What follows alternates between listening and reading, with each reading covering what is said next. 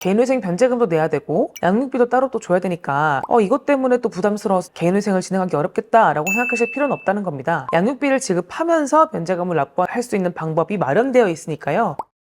여러분, 양육비라는 단어 들어보셨죠? 혹시 이혼을 준비 중이시거나 혹은 이혼을 하신 분들이라면 알고 계실 수도 있을 것 같은데요. 협의 이혼이나 조정 이혼, 그리고 재판 이혼에 관계없이 미성년 자녀가 있으시다면 양육비를 어떻게 부담할지를 반드시 정해야 되는데, 오늘 영상에서는 이 양육비를 개인회생에서 어떻게 처리하고 있는지를 설명해 드리려고 해요. 일단 저희 구독자님들은 제가 몇 번 설명을 드렸기 때문에 개인회생에서 변제금이 무엇이고 또 어떻게 결정되는지는 어느 정도 알고 계실 거라고 생각을 해요. 간단히 다시 정리를 드리면, 변제금은 채무자의 월 평균 소득 금액에서 법원이 인정하는 생계비를 제외하고 결정되게 됩니다. 물론 보정에 따라서 달라지기도 하지만 기본적인 방법은 이렇습니다. 자, 그러면 어떤 채무자가 개인회생을 하는데 이혼을 하셨어요. 그런데 양육은 본인이 아니라 상대방이 하고 있고 상대방에게 매월 양육비를 보내고 있는 거예요. 이때 만일 본인 한 명 기준으로 생계비를 인정받고 변제금을 산정하게 되면 법원에 변제금도 내야 되고 전 배우자에게 양육비도 내야 되니까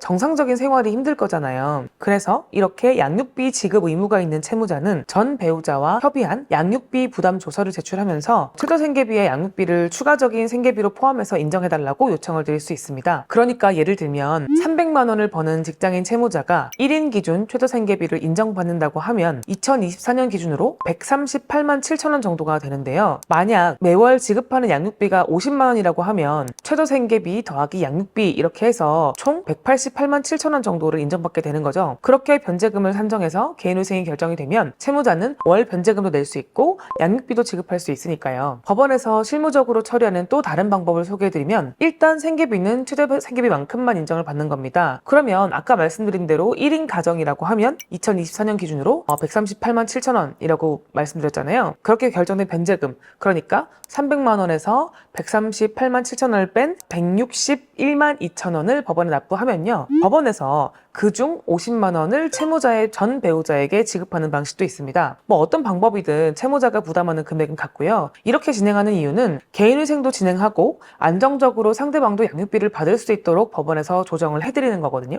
그리고 이 방식은 개인회생이 종료되면 당연히 그 이전처럼 다시 자유롭게 지급하면 되는데, 만일 3년의 변제 기간이라면 3년 뒤에 변제금 납부가 모두 종료가 되면 그때부터 다시 전 배우자에게 양육비를 지급하시면 됩니다. 그런데 간혹 그런 분들이 있어요. 이혼할 때는 경제적인 사정이 좀 넉넉하셔가지고 평균 금액보다 좀 많은 정도로 양육비를 좀 높게 책정을 해서 부담 조서를 작성하신 분들이 있는데, 갑작스럽게 사정이 안 좋아지면서 개인회생을 진행하시게 되면 개인회생 법원에서는 이 양육비를 좀 남들보다 높은데? 라고 해서 이걸 전부 인정하게 되면 채권자들에게 다소 좀 불이익할 수 있다고 판단할 수 있거든요. 그러면 이럴 때는 어떻게 하느냐? 법원에서 임의로 양육비 금액을 좀 줄여서 변제금을 산정하라고 하시기도 하고요. 거의 없긴 하지만 깐깐한 법원에서는 다시 가서 양육비를 좀 조정해와라 라고 하기도 합니다. 물론 이걸 방어하는 거는 또 사무실의 역량이기도 하고요. 어쨌든 드리고 싶은 말씀은, 양육비를 내고 계신 분들 중에서 개인회생 변제금도 내야 되고 양육비도 따로 또 줘야 되니까 이것 때문에 또 부담스러워서 개인회생을 진행하기 어렵겠다라고 생각하실 필요는 없다는 겁니다. 방금 설명드린 것처럼 추가 생계비로 인정을 받던 아니면 법원의 양육비를 포함해서 변제금을 내던 양육비를 지급하면서 변제금을 납부할 수 있는 방법이 마련되어 있으니까요. 포기하지 마시고 꼭 상담을 받아보셨으면 좋겠습니다. 반대로 양육비를 받으시는 채무자분도 있을 수 있잖아요. 이런 경우는 처리 방법이 오히려 더 간편한데요. 이 양육비라는 것도 결국에는 수입이기 때문에 채무자의 월 평균 수입에 포함해서 변제금을 산정하면 되거든요. 대신 이렇게 양육비를 받으시는 분들은 미성년 자녀를 직접 부양하고 있으신 테니까 최저 생계비 기준 인원을 한 명이 아니라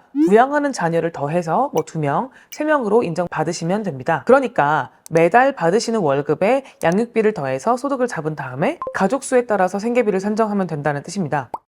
자, 오늘은 개인회생에서 양육비가 어떻게 처리되는지에 대해서 설명을 드려보았는데요. 양육비 때문에 개인회생 진행을 망설이셨던 분들이라면 너무 걱정하지 마시고 상담을 신청해 주시면 될 것 같고요. 진행 방법에 대해서는 상황에 맞게, 관할에 맞게 좀 더 디테일하게 설명을 드리도록 하겠습니다. 채널을 구독하시면 매주 올라가는 개인회생, 개인파산의 최신 정보를 확인하실 수 있습니다. 오늘도 시청해 주셔서 감사드립니다.